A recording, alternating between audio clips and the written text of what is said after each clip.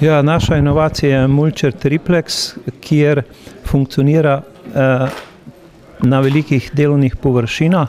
Predvsem je namenjen za velike parke, letališke dele in namenjen je tudi v poljedelstvo. Varianta je hidravlično zložljiva, imamo tudi patentno zaščitene določene komponente, tako da računamo na inovacijo, da jo bomo lepo prodajali na zahodnih trgih, predvsem to mislim Nemčijo, Anglijo in Francijo. Doprinos je pa tudi v okoljskem smislu?